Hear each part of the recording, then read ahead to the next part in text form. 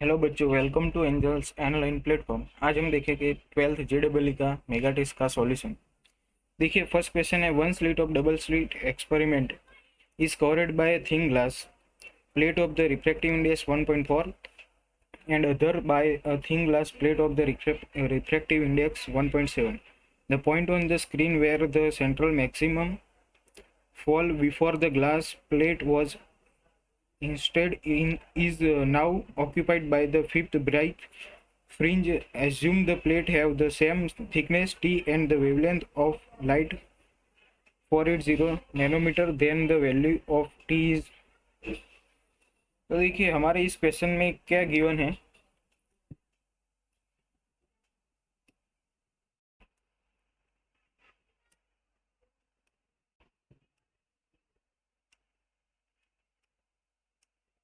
Young's double slit experiment है। इसके अंदर हमें कोई पॉइंट पी के पास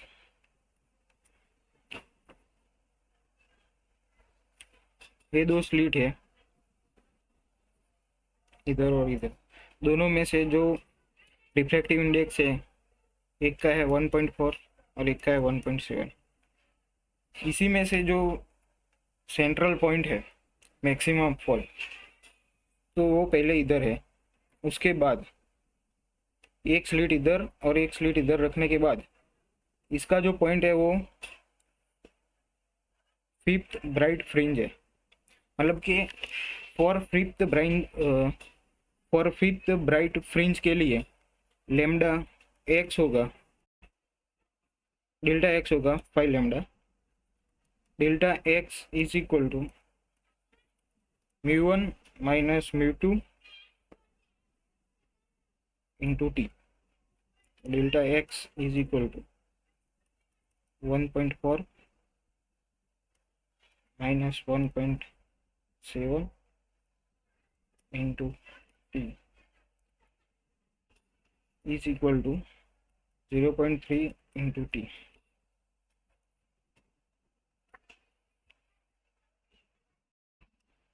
ये है इक्वेशन 1। तो delta X equal to 0.3 into T की वैल्यू हम इक्वेशन 1 में पुट करते हैं, तो 0.3 into T is equal to 5 into lambda कितने वेवलेंथ है 480 इंटू 10⁻⁻⁹। तो इसका सोल्यूशन करें तो टी इज इक्वल टू आएगा 8 into 10⁻⁻6 metre is equal to 8 micrometre. तो इस हिसाब से हमारा आंसर होगा फर्स्ट क्वेश्चन का सी। अब सेकंड क्वेश्चन तो देखते हैं कि two polaroids are crossed if now one of them is rotated through an angle of 30 and unpolarized light of intensity I not is incident on the first polaroid, then the intensity of the transmitted light will be। the intensity of first light after falling on first polaroid, तो उसकी intensity होगी I1 is equal to I0 by 2। the angle with the other polaroid will be theta dash हम मान लेते हैं। तो theta dash क्या होगा, तो 90 माइनस थीटा होगा। तो इस हिसाब से theta dash is equal to 90 minus 30, तो थीटा डैश की वैल्यू आएगी 60 आएगी, 60 degree. Intensity of the transmitted from the second polaroid will be. तो इसके लिए हम क्या करेंगे, मेलस लो है I is equal to I0 by 2 cos square theta. तो इसमें हम वैल्यू पुट करेंगे, मतलब कि आई की जगह हम क्या लेंगे I0 बाई 2 जो इधर हमने कंसीडर किया है। सॉरी, आई की जगह हम I0 बाई 2, उसमें एंगल कितना लेंगे cos स्क्वायर थीटा बराबर 60। तो इस हिसाब से हमारा आंसर होगा I0 by 2 into cos square 60, मतलब कॉस 60 की वैल्यू होगी 1/2 उसका स्क्वायर।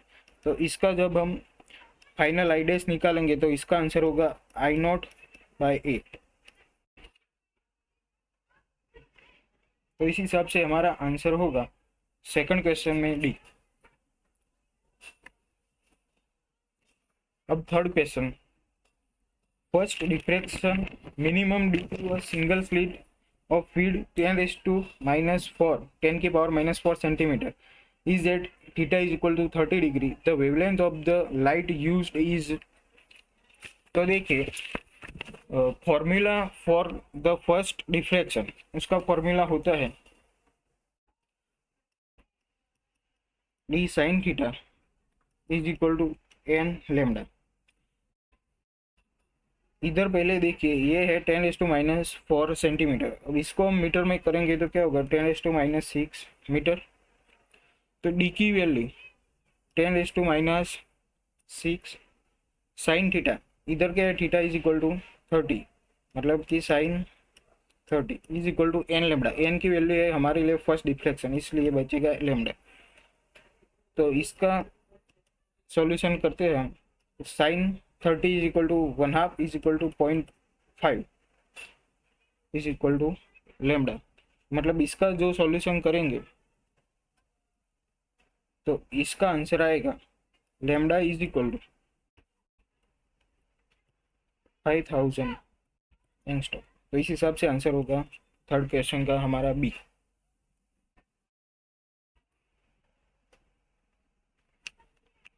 अब fourth question, unpolarized light of intensity I is incident on a system of two polarized followed by B.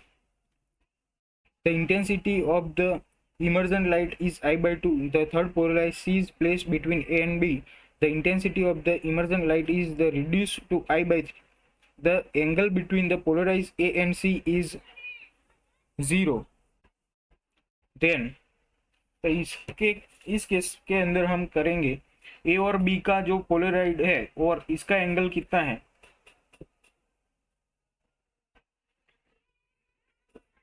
Sorry इधर 0 नहीं है, इसको थीटा बोलेंगे हम, थीटा। तो इस केस के अंदर देखते हैं हम, मान लो कि कोई ए पोलराइड है और ये है कोई बी, इसके अंदर से आई इंटेंसिटी आ रही है, तो इसके अंदर से पास होगी I/2 और इधर भी है तो इसके अंदर भी पास होगी I/2 cos थीटा, पर इसके अंदर थीटा की वैल्यू कितनी है 0 डिग्री। तो इस केस के अंदर होगा बी के अंदर I/2। अब इसके बाद क्या बोला है कि if a third polarization C is placed between A and B,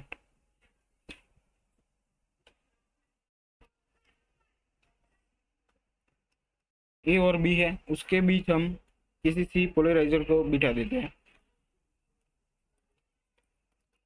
मान लो कि इंटेंसिटी है आई, उसके बाद होगी I/2, इसके बाद होगी I/2 cos स्क्वायर थीटा, और बी में से निकलने के बाद होगी I/2 cos square theta into cos square theta. अब ये जो फाइनल दी है हमको, जब सी को प्लेस करते हैं ए और बीच में, तो उसके बाद इंटेंसिटी रिड्यूस होकर कितनी मिलती है I/3। तो मतलब कि इसके बराबर इंटेंसिटी कितनी होगी I/3, I/2 cos square theta into cos square theta is equal to I/3। तो cos 4 theta is equal to 2/3 होगा, और cos थीटा बराबर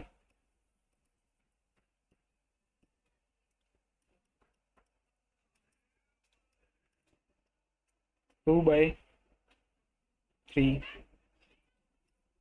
की 1/4 पावर। तो इस हिसाब से हमारा आंसर होगा फोर्थ क्वेश्चन का आंसर होगा ये। अब हम देखते हैं फिफ्थ नंबर का question. Young double slit experiment is the performed in the liquid The 10th bright fringe in case of the liquid lies where the 6th bright fringe lie in a vacuum. The refractive index of the liquid approximately.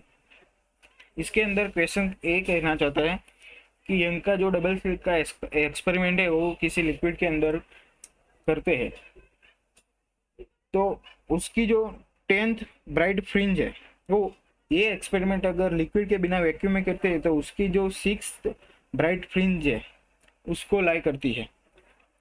तो fringe width in air is given by question number 6 में 5 में beta air is equal to lambda D by D. ये क्या है? Fringe width in air is given, ठीक है। और ये है किसके लिए? एयर के लिए है। और अब बीटा लिक्विड के लिए क्या होगी? Lambda D by mu D as lambda liquid is equal to lambda air by mu. तो इस दोनों को हम कंपेयर करेंगे तो क्वेश्चन के हिसाब से क्या होगा? जो बीटा एयर है और जो बीटा लिक्विड है तो उसकी ये 6 ब्राइट फ्रिंज है और लिक्विड की 10th ब्राइट फ्रिंज है। तो 6 into lambda D by D होगा और ये 10 into lambda D by mu D होगा। और इसमें लेमडा लेमडा डी डी और डी ये कैंसिल हो जाएगा तो बचेगा म्यू। तो म्यू को कैलकुलेट करते हैं हम, तो इसका आंसर आएगा 10/6 इज इक्वल टू 1.67। तो हमारा आंसर होगा इसमें सी 1.67। हम अब क्वेश्चन नंबर देखते हैं 6। In young double slit experiment, the slit have the different widths. As a result, the amplitude of wave from two slits is A and 2A, respectively. If I naught be the maximum intensity of the interference pattern, the intensity of the pattern at a point where the phase difference between wave is phi is given by I naught by P phi plus cos phi, where P is the integer. Find the value of P. तो इधर हमको दिया हुआ है एक कोई amplitude है double slit experiment में, तो इसका एम्पलीट्यूड 1 होगा इज इक्वल टू ए और जो एम्पलीट्यूड 2 होगा वो दिया है 2a। मतलब हम जानते हैं कि intensity proportional to amplitude square. तो I1 होगा I और I2 होगा 4I, ठीक है। तो I is equal to I1 plus I2 plus 2 under root I1 I2 cos phi is equal to I1 की वैल्यू है हमारे पास इधर I और I2 की वैल्यू है 4I। तो पुट करते हैं हम 2 अंडर रूट 2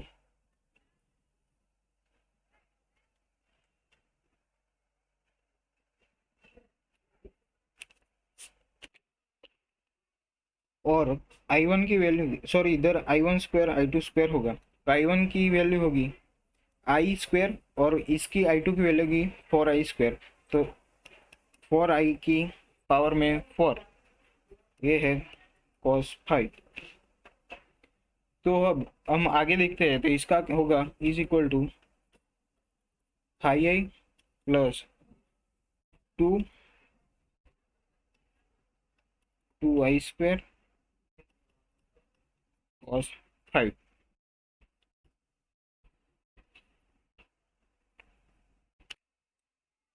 इधर भी होगा I1 is equal to I square ने 4 इज इक्वल टू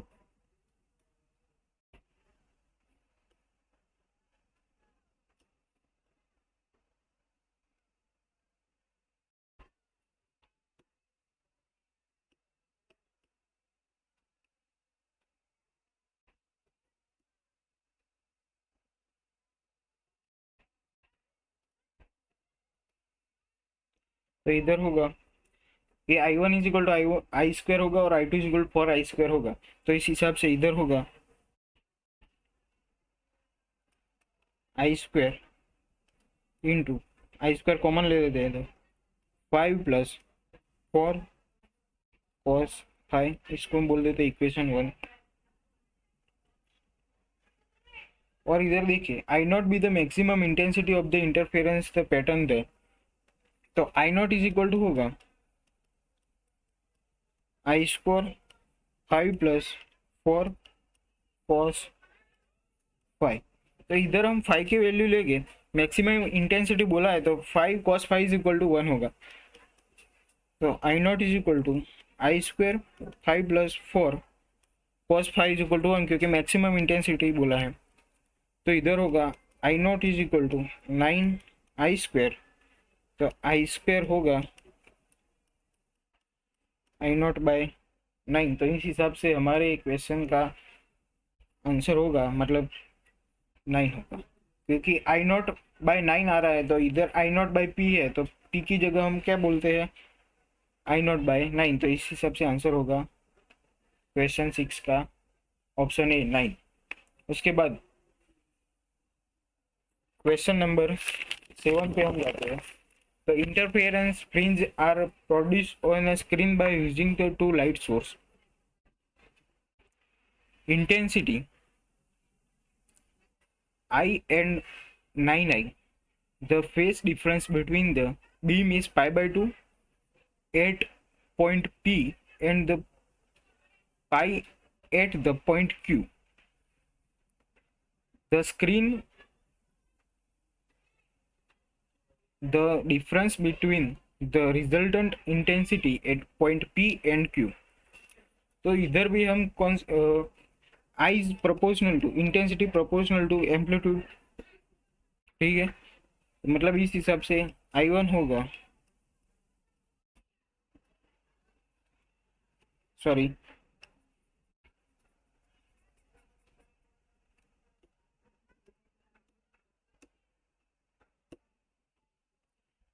आई होगा, आई की वैल्यू होगी I1 plus I2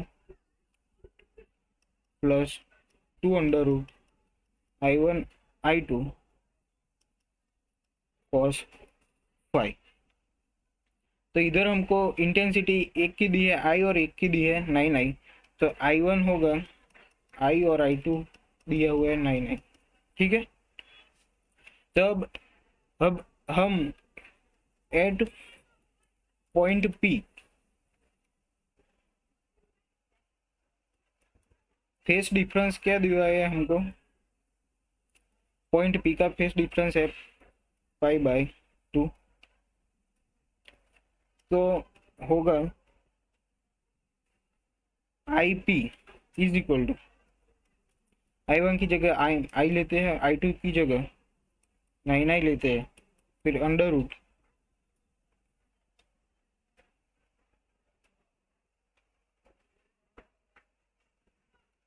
2 under root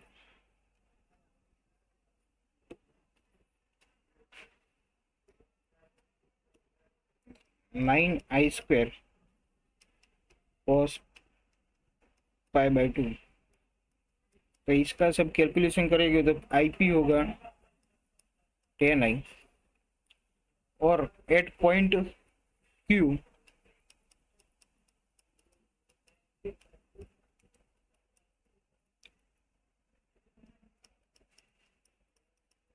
face difference हमारे पास दिया हुआ है pi, at point Q phase difference है पाई,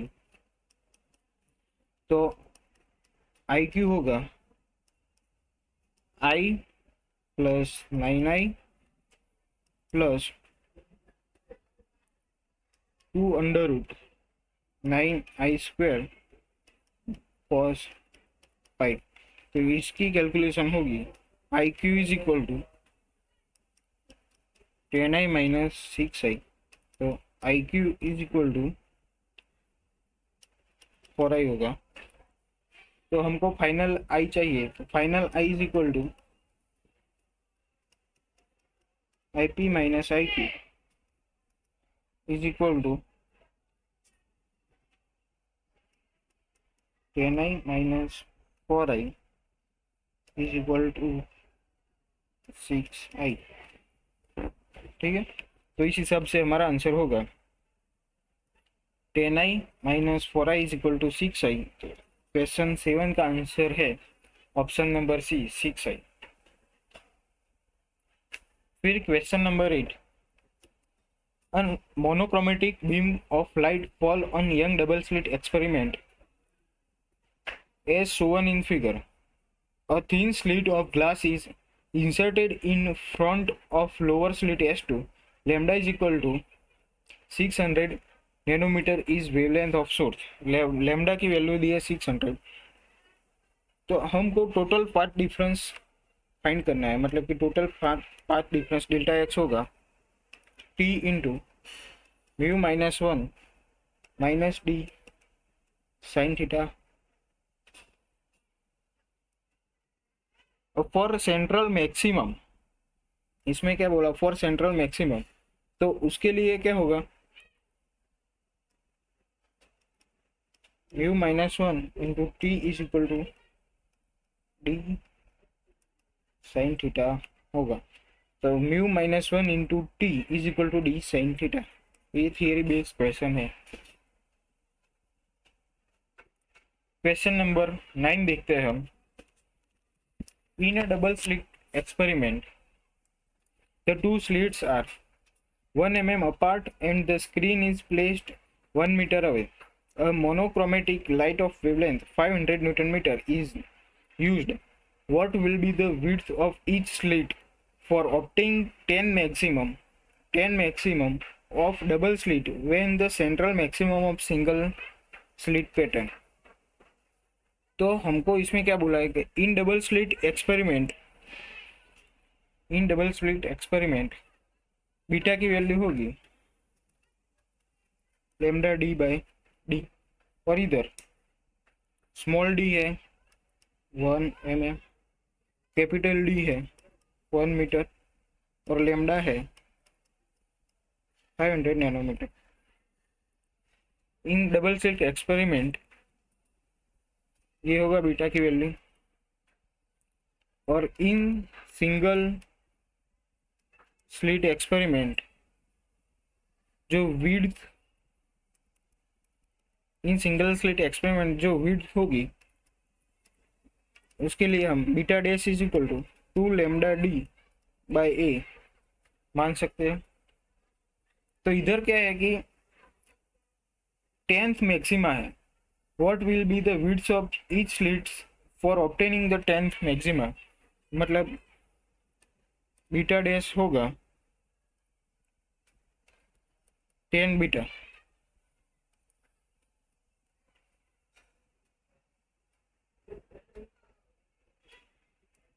तो beta dash is equal to 2 lambda D by A is equal to 10 into beta. 10 into beta की value है lambda D by small D, तो लैम्डा डी और D cancel out हो जाएगा। तो इस हिसाब से हमारे पास होगा A is equal to D by 5। तो डी की वैल्यू है हमारे पास 1 mm, तो 0.2 mm आंसर होगा। 0.2 यानी कि क्वेश्चन 9 का आंसर होगा ए, option A.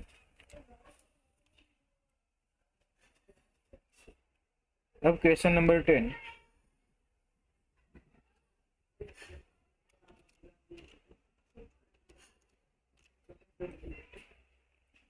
in Young's double slit experiment, the intensity at a p point on the screen is half the maximum intensity in the interference pattern. If the wavelength of light used is lambda and d is the distance between the slit, the angular separation between the point P and the central of the screen is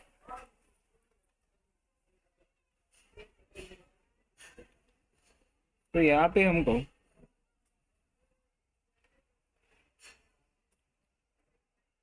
Young's double slit experiment की बात की है।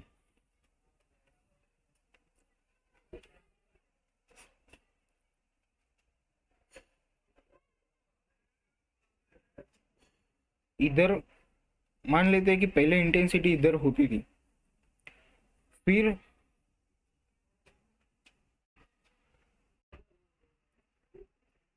इधर point P पर मिल रही है,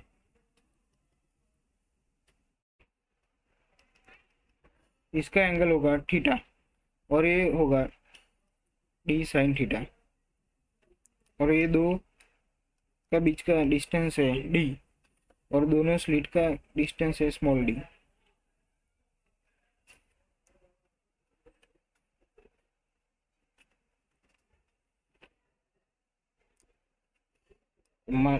I is equal to I nought by I is equal to I not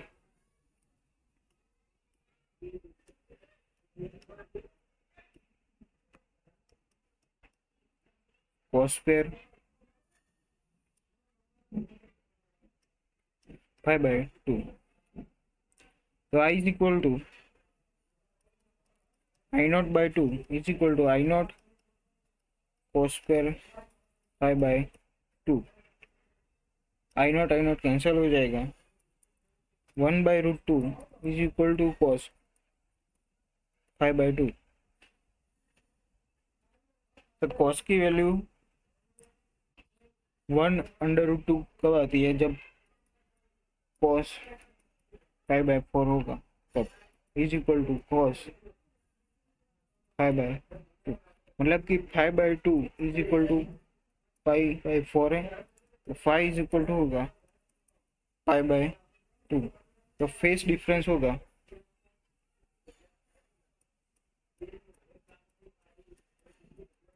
face difference 2 pi upon lambda into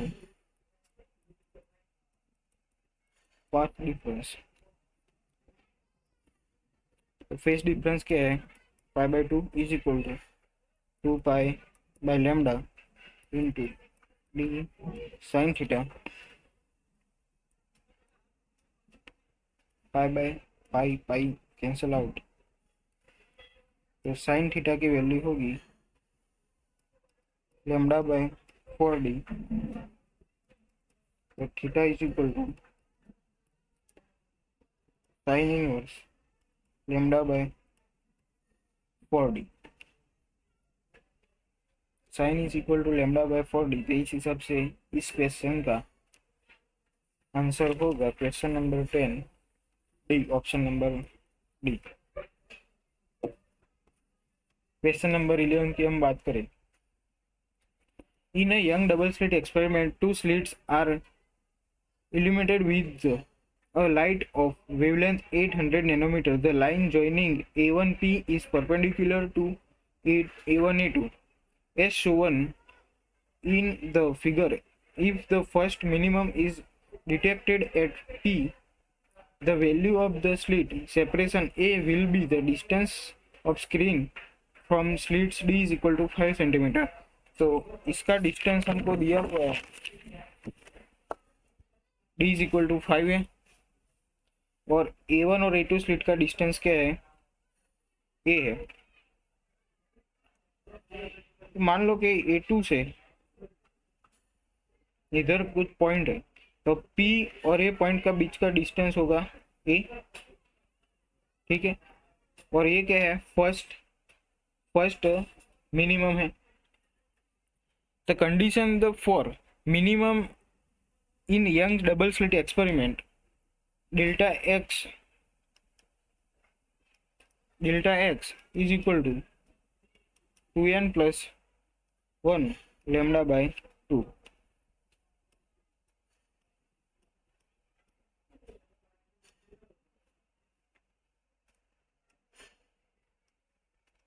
n होगा इधर 0 1 2 up to delta X is equal to lambda by 2 होगा, क्योंकि इधर बात की है फर्स्ट मिनिमम की। First minimum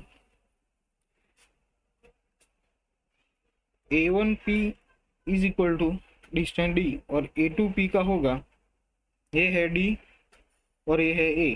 तो A2P का जो होगा वो होगा अंडर रूट में A square plus D square. तो हम डेल्टा एक्स की बात करें,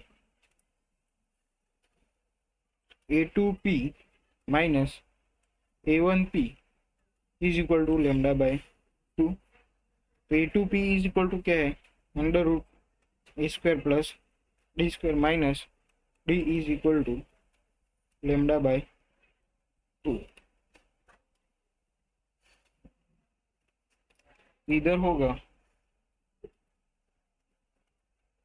D square plus A square is equal to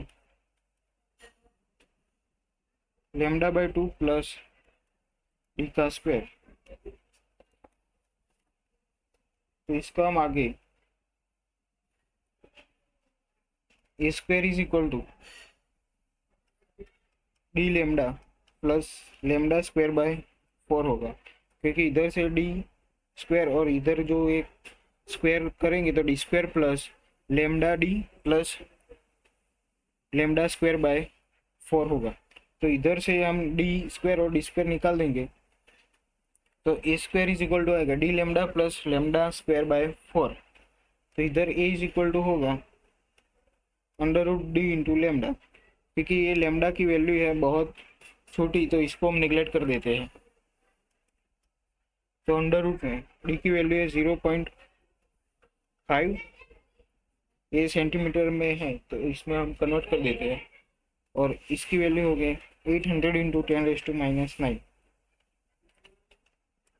तो ये जो सॉल्यूशन होगा उसका आंसर होगा 400 इंटू 10⁻⁻10। तो A is equal to 20 into 10⁻⁵ meter. तो ए इज इक्वल टू होगा 0.2 mm, 0.2 mm, मतलब कि आंसर होगा इसमें सी। अब क्वेश्चन नंबर 12।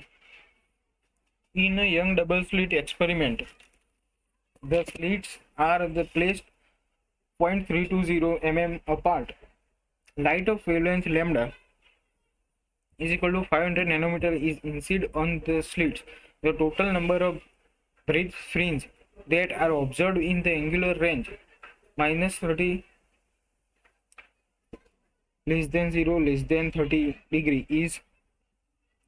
तो टोटली हमको इधर क्या दिया हुआ है,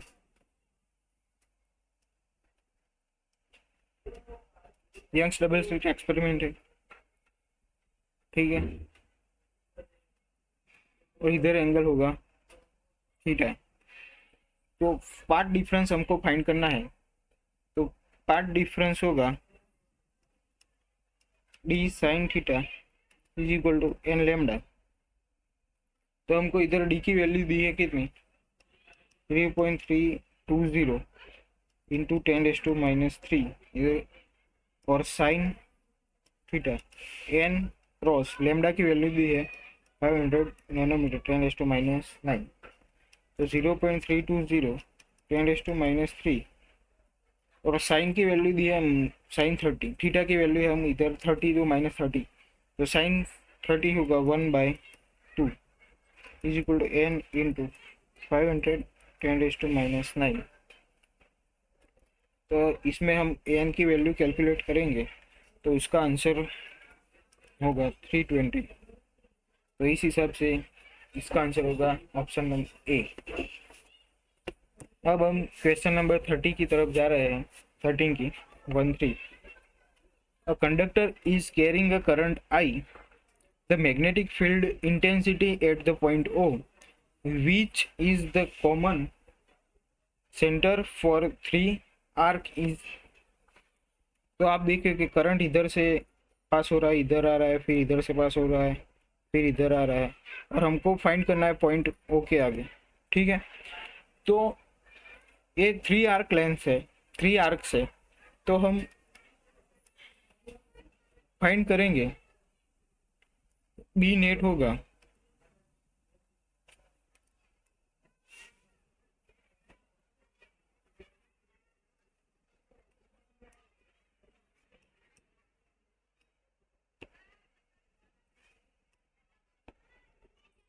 बी नेट होगा 3 आर्क्स है, तो हम पहले आर्क्स के लिए जो मैग्नेटिक फील्ड है दूसरे आर्क के लिए है और तीसरे आर्क के लिए है, तीनों का चाहिए, ठीक है। मतलब इधर देख लो, मतलब कि इसको हम 1 बोल रहे हैं, 2 बोल रहे हैं और ये 3 बोल रहे हैं।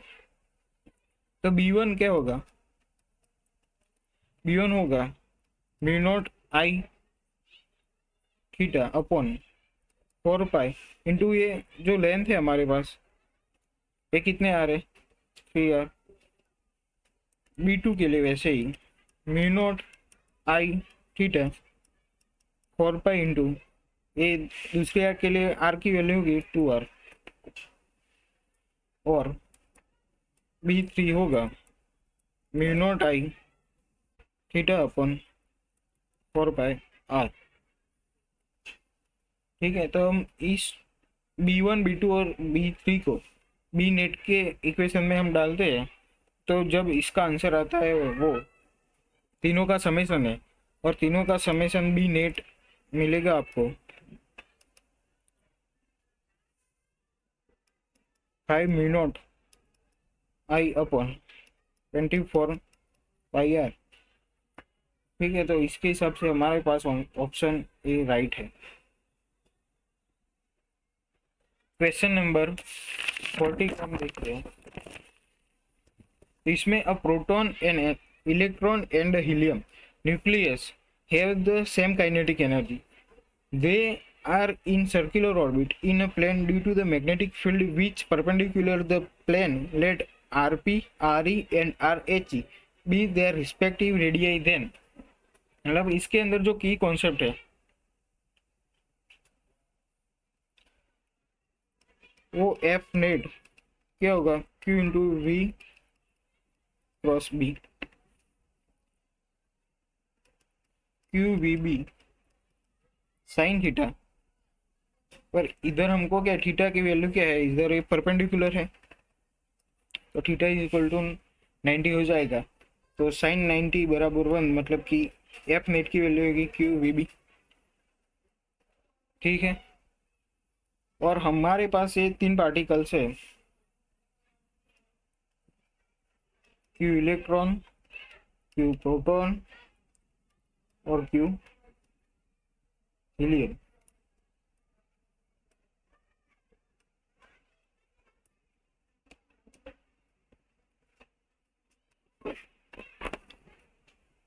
और क्यू एच है उसको हम 2 क्यू मान ले, क्योंकि ये अल्फा पार्टिकल है, तो मतलब 2 Q P. Mass of electron है, हम जानते हैं कि 9.1 into 10⁻31 kg। Mass of proton है 1.6 इंटू 10⁻27 kg। और मास ऑफ हीलियम है वो 4 मास ऑफ प्रोटॉन के इक्वल होगा। इधर किसी मैग्नेटिक फील्ड है,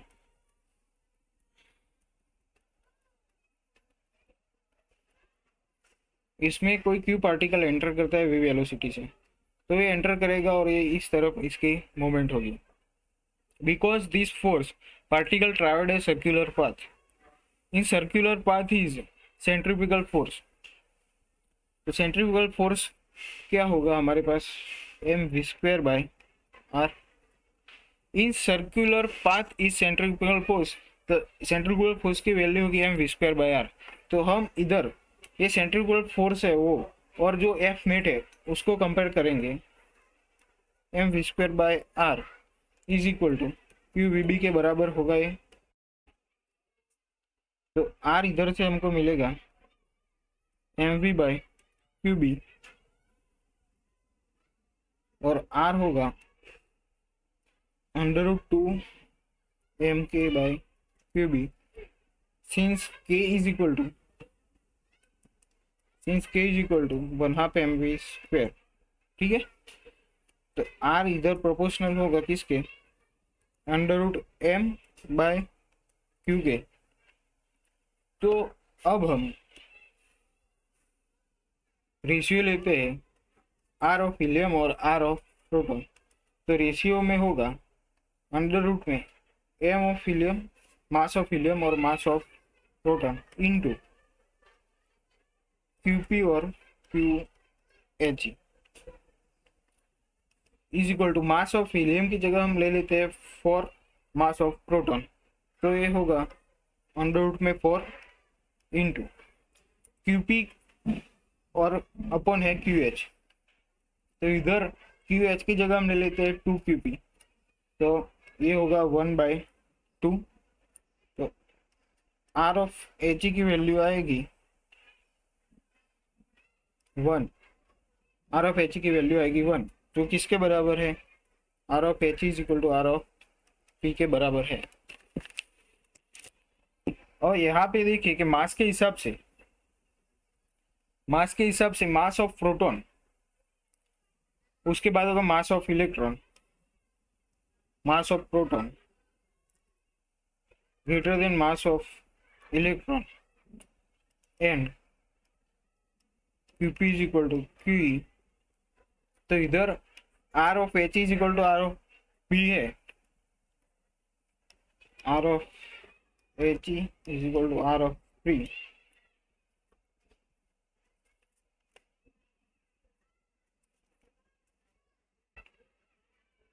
यहाँ पे मास ऑफ प्रोटॉन और मास ऑफ इलेक्ट्रॉन में देखिए प्रोटॉन का ज्यादा है तो मास ऑफ इलेक्ट्रॉन कम होगा, मतलब कि R ऑफ E कम होगा।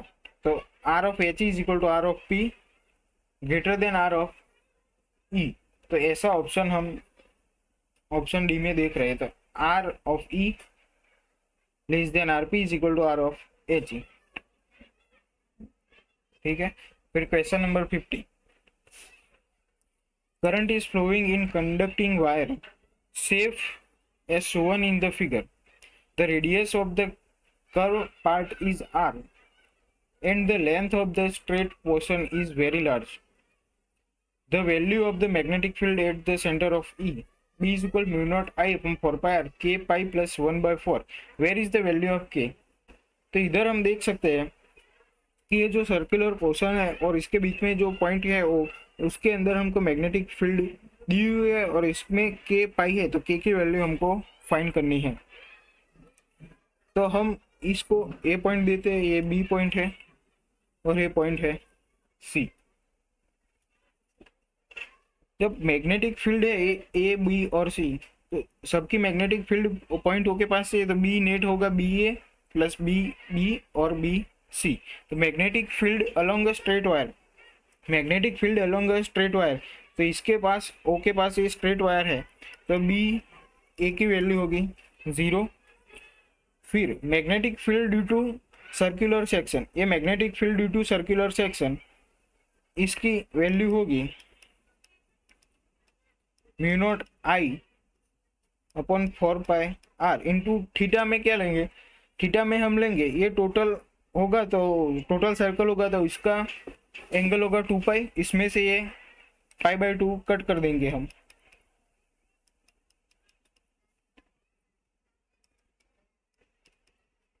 Mu not I upon 4 pi R into 3π/2। और अब मैग्नेटिक फील्ड सी पॉइंट के लिए हम फाइंड करेंगे, तो magnetic field due to the straight conductor, तो इसके लिए होगा mu not I upon 4 pi R. तो हम ये तीनों का समेशन करेंगे, B net is equal to B A magnetic field B, फिर B C magnetic field to C. तो बी ए की वैल्यू है, ये स्ट्रेट वायर है तो इसका 0 होगा। बी पॉइंट पर मैग्नेटिक फील्ड सर्कुलर सेक्शन की वजह से है, तो हम इसकी वैल्यू रखते हैं mu not I upon 4 pi R into 3π/2 plus C point के वजह से मैग्नेटिक फील्ड होगी mu not I upon 4 pi R is equal to mu not I π/r, तो इसमें से 3π/2, सॉरी ये 4 है, 4 इधर ही है, इसमें से म्यू नॉट आई और अपन पाई आर ये कॉमन निकालते, इसमें से 4 यहाँ पे 2 की जगह मल्टीप्लाई हो जाएगा, तो 3π/8 प्लस इधर से कॉमन निकला और नीचे 4 बचा है तो 1/4।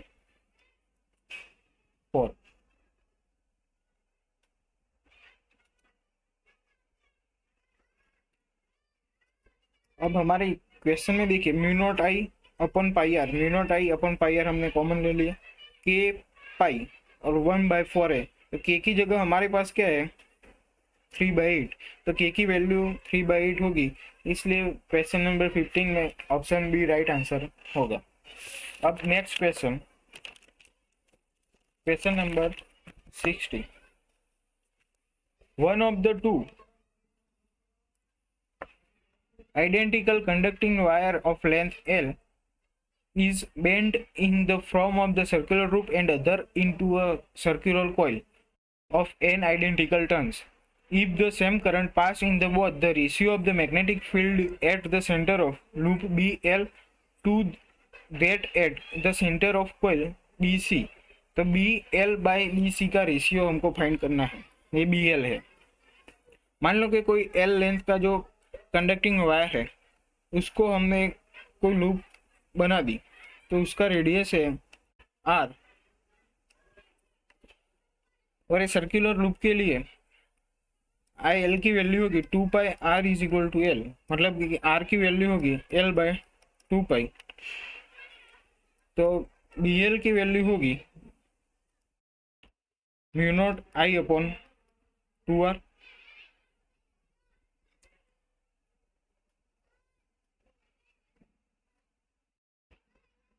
अब हम आर की जगह ये L/2 पाई की वैल्यू रखते हैं, तो म्यू नॉट आई 2 × L × 2 पाई ऊपर की तरफ हो जाएगा, तो ये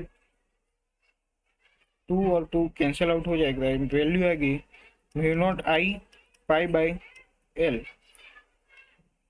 तो इसी तरह हम कोई सर्कुलर कॉइल बनाते हैं जो इसके n टर्न्स है, तो इसका रेडियस है स्मॉल r, तो सर्कुलर कॉइल के लिए 2 pi r into n turns जो L लेंथ में से बनाए हैं, तो इस तरफ R की वैल्यू होगी L/2 पाई n। तो एक कॉइल के लिए हम BC मतलब मैग्नेटिक फील्ड कॉइल के लिए हम फाइंड करेंगे, तो n टर्न्स है तो mu not I upon 2r, तो इधर भी R की वैल्यू हम स्मॉल r की वैल्यू रखते हैं, तो हमको मिलेगा n mu not I upon 2 into R की जगह हम L into 2 pi n, 2 cancel out हो जाएगा, और इधर होगा mu not I n² by L। तो हमको क्या है BL की वैल्यू मिल जाएगी और BC की मिल गई, तो BL अपॉन BC मतलब कि रेशियो चाहिए था, तो इधर देख लो म्यू नॉट भी है, म्यू नॉट है, आई है, पाई है, L है और L है, और इधर ये पाई रह गया था, तो पाई भी है, तो इधर इसमें क्या है n² है, तो हम BL अपॉन BC करेंगे, BL अपॉन BC रेशियो लेंगे, तो 1/n² हमारे पास आंसर आएगा, तो इसका आंसर होगा ऑप्शन ए।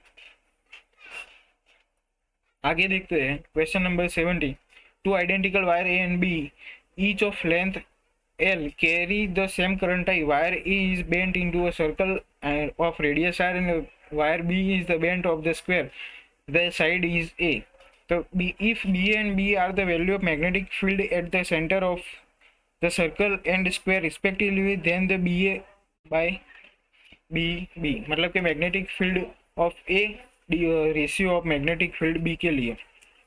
तो मतलब कि हमने इधर भी देखा कि जो हम L वायर को बेंड करते हैं सर्कल, तो R की वैल्यू हमारे पास आती है L/2, तो इधर भी केस 1 है हमारे पास, जो केस 1 में क्या है कि देखो ए वायर को बेंड इन सर्कल, तो केस 1 इसको हम ले लेते हैं,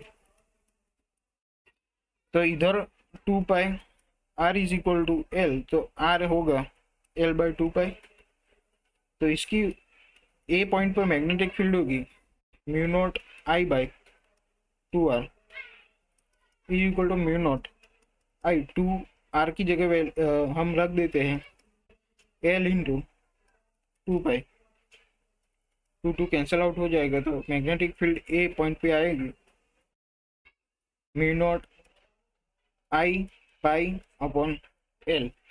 हम केस 2 की बात कर रहे हैं, केस 2 है हमारे पास, कि हमको एल लेंथ के जो कंडक्टिंग वायर है उसको स्क्वायर शेप में बेंड करते हैं।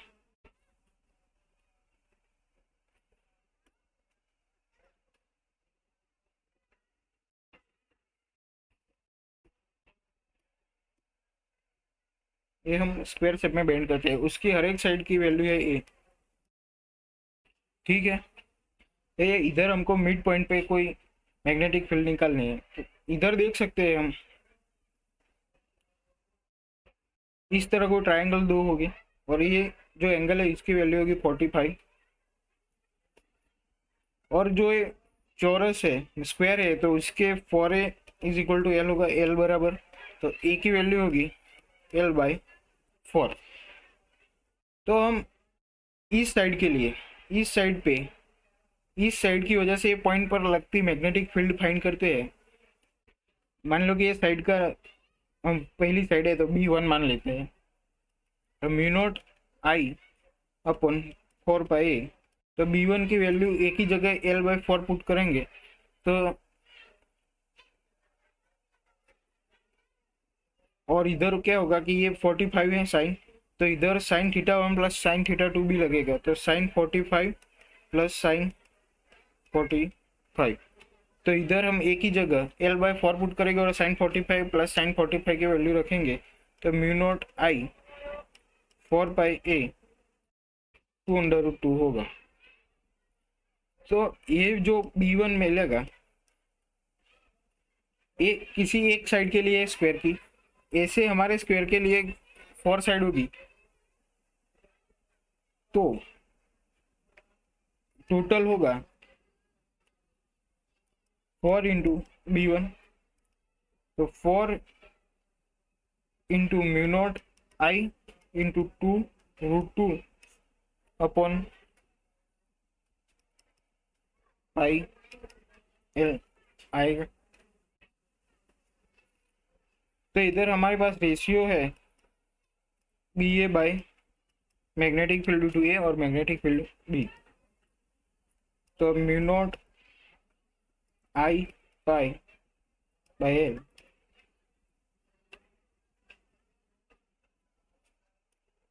और बी होगा मैग्नेटिक फील्ड बी,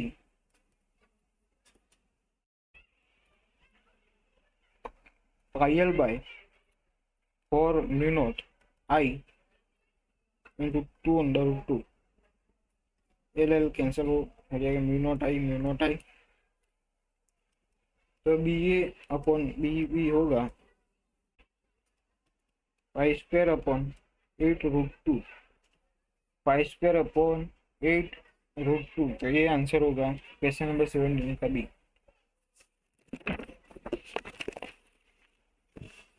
अब हम देखने वाले हैं question number 80। The resultant force on the current loop PQRS due to a long current carrying wire conductor current is equal to 20 ampere will be। तो इधर हम मान लेते हैं कि इधर यह स्क्वायर के अंदर मैग्नेटिक फील्ड अंदर की तरफ है और फोर्स इस तरफ लगता है, ये साइड 1 है तो फोर्स 1, ये साइड ऊपर की तरफ 2 लेते हैं तो ये फोर्स 2 लगेगा, ये साइड F3 होगा और इस तरफ F4 होगा।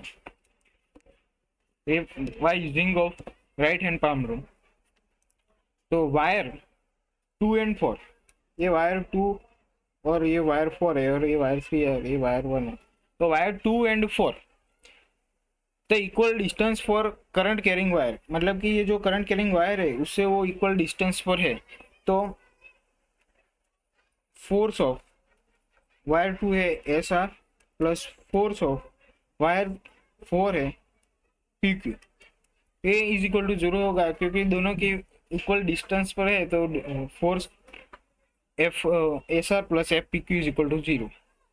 मतलब हम F1 और F3 के बारे में सोचना है, तो F1 इसको हम एफ एस पी भी बोल सकते हैं, तो इसके लिए हम mu naught I1 I2 into L upon 2 pi R, तो इसमें हम सभी की वैल्यू पुट करेंगे, I1 की भी 20 एम्पियर है, I2 की भी 20 एम्पियर है, और जो दोनों के बीच की लेंथ है उसको हम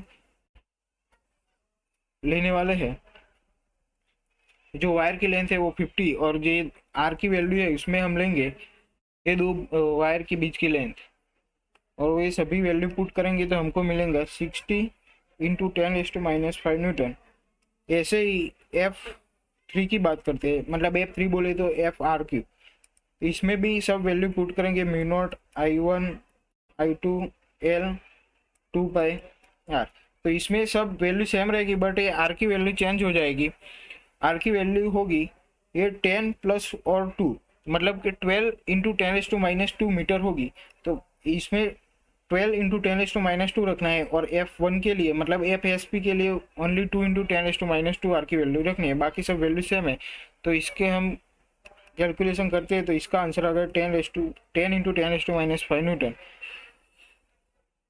अब हमको फाइनल आंसर चाहिए, तो दोनों का डिफरेंस ले लेते हैं। F1 minus F3 is equal to 60 into 10⁻⁻5 newton minus 10 into 10⁻⁻5 newton. तो ये आंसर आएगा 5 into 10⁻⁴ newton, option number D.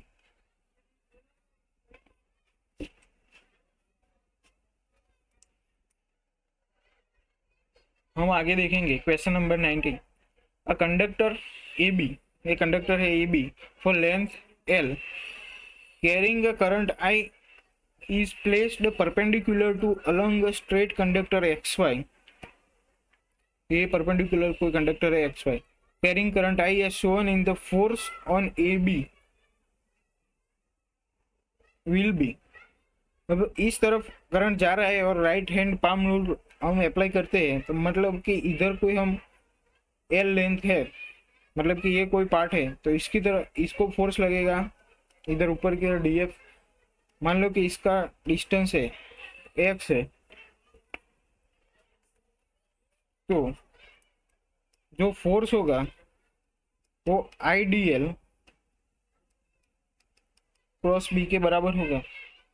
B होगा तो मैग्नेटिक फील्ड μ0I/2πx, जो डिस्टेंस है ये पार्ट के लिए I से। F is equal to integration DF is equal to integration IDL μ0I/2πx। तो हमको ये टोटल A टू B के फाइंड करना है। तो ए की जो लेंथ है इस वायर से XY कंडक्टर से L/2 है, और बी की जो लेंथ होगी L/2 प्लस L होगी, तो वो 3L/2 होगी। तो इंटीग्रेशन की हम लिमिट लगाते हैं L/2 to 3L/2 I μ0 2πx into dx is equal to μ0 I upon 2π ln h 3L/2 2L/2। तो इसका आंसर होगा μ0 I/2π ln 3।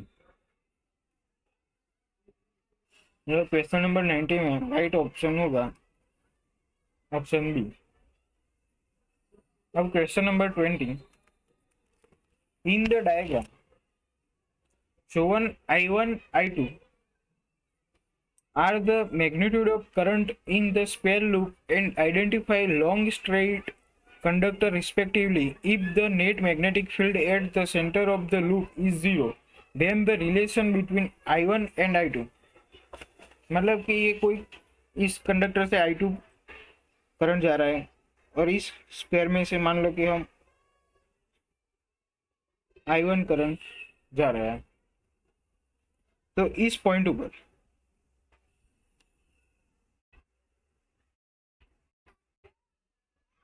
तो ये ट्राइंगल होगा और इसके बीच का वैल्यू क्या होगा थीटा, ये भी थीटा।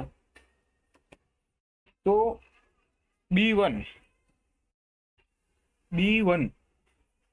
और यहाँ पे जो पॉइंट है उसकी इस कंडक्टर से लेंथ कितनी होगी, ये टोटल ए है और ये भी ए है, मतलब ये पूरा ए और ये आधा ए बाई टू, तो ए प्लस ए बाई टू हो गई 3a/2 इसकी लेंथ।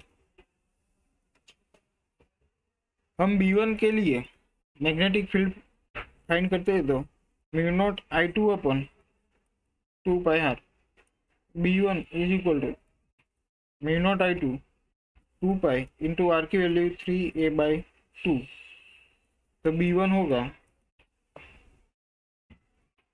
म्यू नॉट I2 3 π, तो इक्वेशन 1। और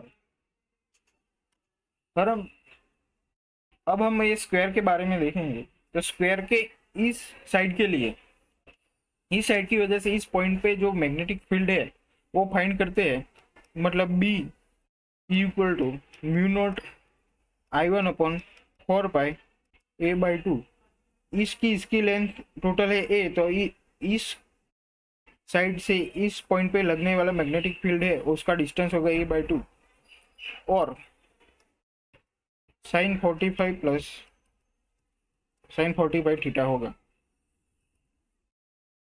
तो mu not I1/2 π a 2/√2,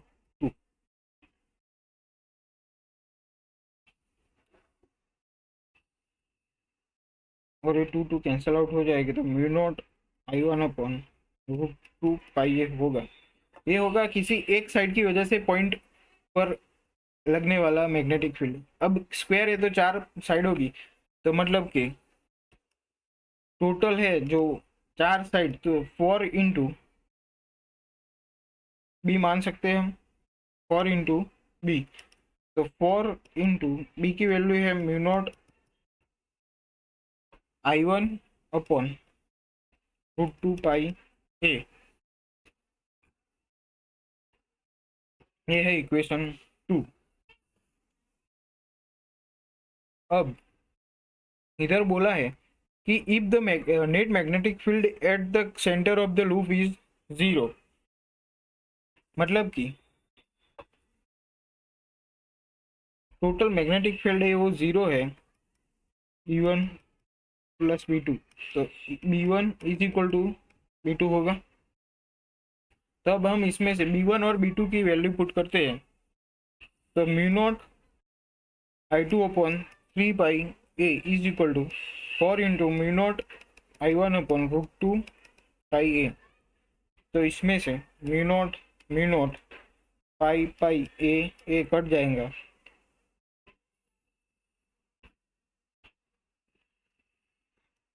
I2 is equal to 6√2 I1 होगा, मतलब कि I1 को हम सब्जेक्ट बना दे तो I1 is equal to I2/6√2, ऐसा आंसर आएगा जो ऑप्शन है I1 is equal to I2/6√2, option number A.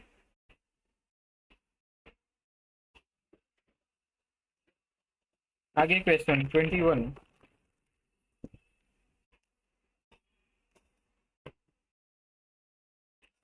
A current I is the flowing through the loop.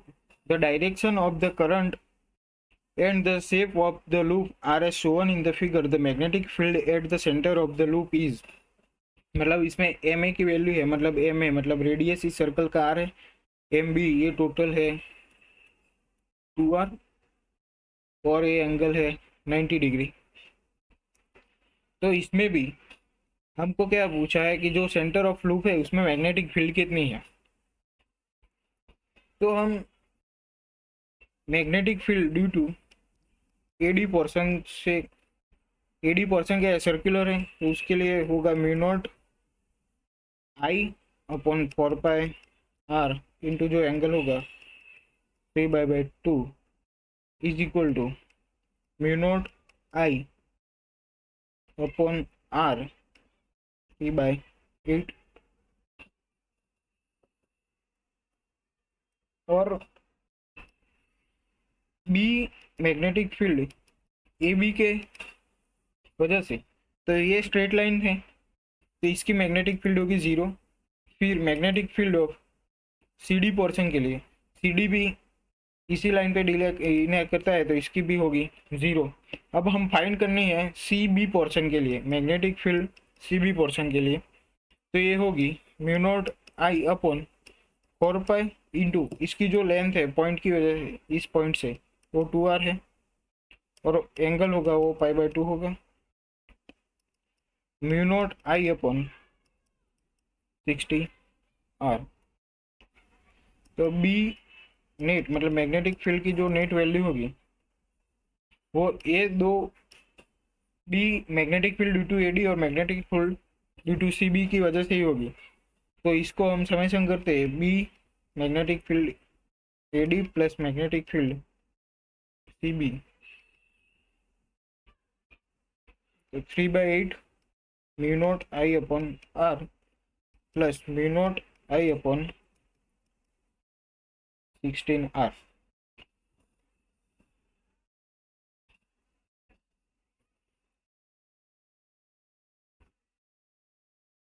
इधर हम 8 है तो इसको हम 60 कर दो, 2 से डिवाइड और मल्टीप्लाई करेंगे तो ये होगा 7/60 mu not I upon R, 7/60 mu not I upon are.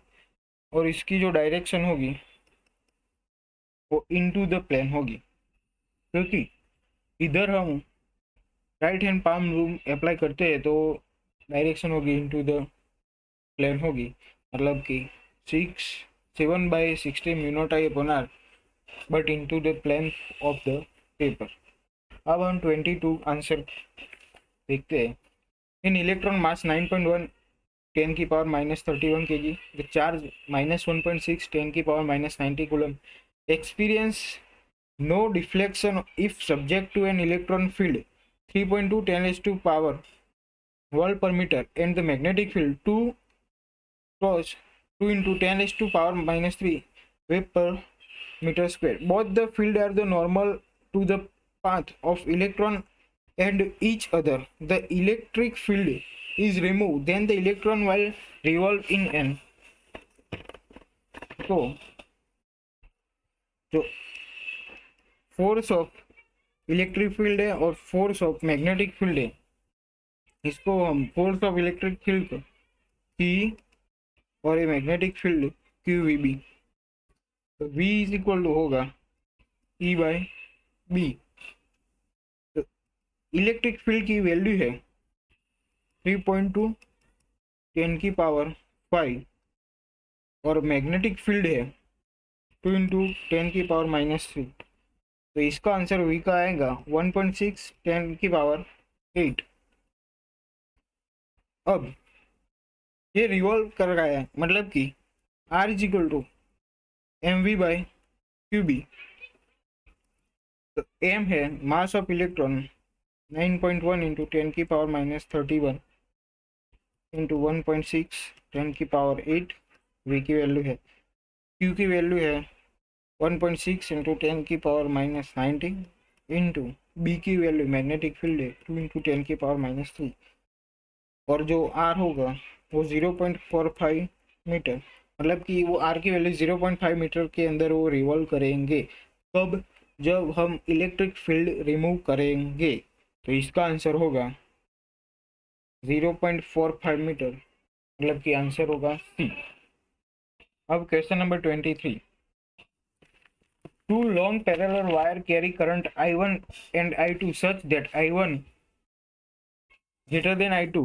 When the current are in the same direction, the magnetic field at point P midway between the wire 6 into 10⁻⁶ Tesla. If the direction I2 is reversed, the magnetic field becomes 3 into 10⁻⁻5 Tesla. The ratio of I1 I2। तो अब इसमें हम दो cases की बात करेंगे।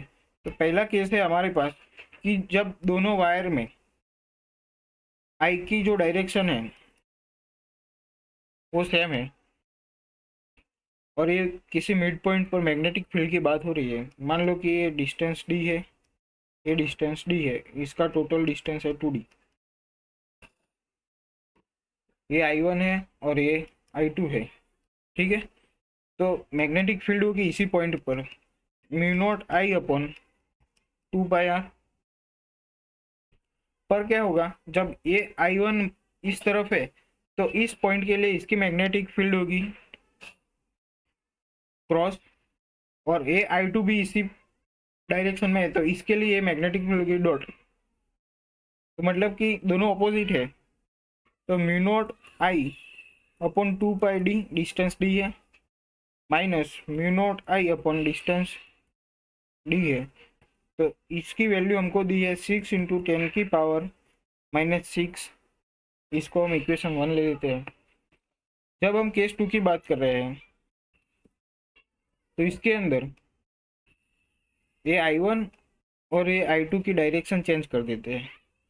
तो ये I1 की वजह से इस पॉइंट पे डायरेक्शन मतलब कि मैग्नेटिक फील्ड होगी वो भी क्रॉस, और I2 की वजह से होगी वो भी क्रॉस होगी। तो इसमें mu naught I upon 2 pi D होता है mu naught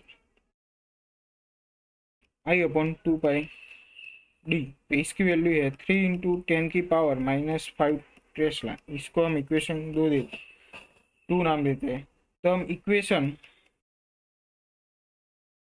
1 divide by equation 2 करते हैं, इक्वेशन 1 डिवाइड बाई 2 करते हैं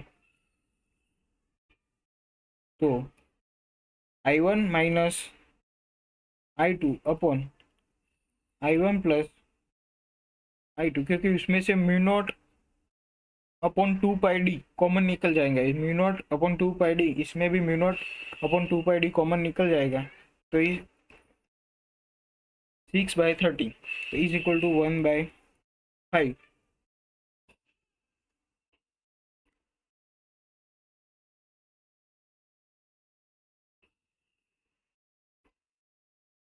तो इधर स्पेस कम है तो इधर हम देख लेते हैं, ये I1 minus I2 upon I1 plus I2 equal to 1/5। तो 5 इधर मल्टीप्लाई हो गए तो 5I1 minus 5I2 equal to I1 plus I2। तो 4I1 is equal to 6I2। तो हमको क्या कौन सा रेशियो चाहिए, रेशियो चाहिए I1/I2।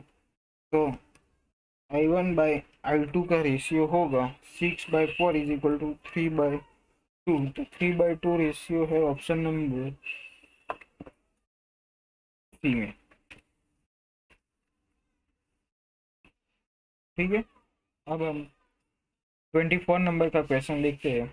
A horizontal metallic rod of mass m and the length L is supported by the two vertical identical spring constants K, each and neutral length L0. Current I is the flowing in the rod in the direction shown. If the rod is equilibrium, then the length of each spring in this state. तो अब हम 24 number का answer की बात कर रहे हैं तो इसमें होगा the force on rod due to magnetic field and gravity. तो इस रोड के ऊपर मैग्नेटिक फील्ड की वजह से ILB फोर्स इधर होगा और ग्रेविटी की वजह से MG फोर्स इधर होगा। तो ILB minus MG, extension of this spring is ILB minus MG by 2K, since 2K is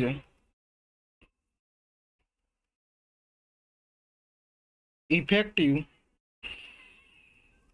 spring constant, ठीक है। 2K is effective spring constant। the length of spring is, इसके बाद जो स्प्रिंग की length होगी तो L0 थी और ILB minus MG upon 2K plus हो जाएगी। तो इसका मतलब कि जो होगा कि आंसर वो होगा answer option B.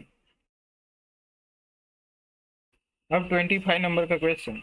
An arc of the circular loop of radius r is kept in the horizontal plane and a constant magnetic field B is applied in the vertical direction as shown in the figure. If the arc carry current I, then find the force on the arc. तो इस arc के ऊपर कितना force लग रहा है वो हमको फाइंड करना है। तो हम इसमें कॉन्सेप्ट होगा लॉरेंस फोर्स का। तो magnetic field on a current carrying wire F is equal to I L cross B. I L B sine theta होगा। और इसमें बोला है कि द हॉरिजॉन्टल प्लेन और कांस्टेंट मैग्नेटिक फील्ड भी वर्टिकल डायरेक्शन। तो इसकी वजह से I L B sine theta होगा। साइन थीटा की थीटा इज इक्वल टू 90 और साइन 90 की वैल्यू 1। तो एफ की वैल्यू ये होगी, ठीक है। और जो ए पॉइंट से बी पॉइंट है, मतलब इसका लेंथ है एल, रेडियस है आर, ए डिग्री 90 है।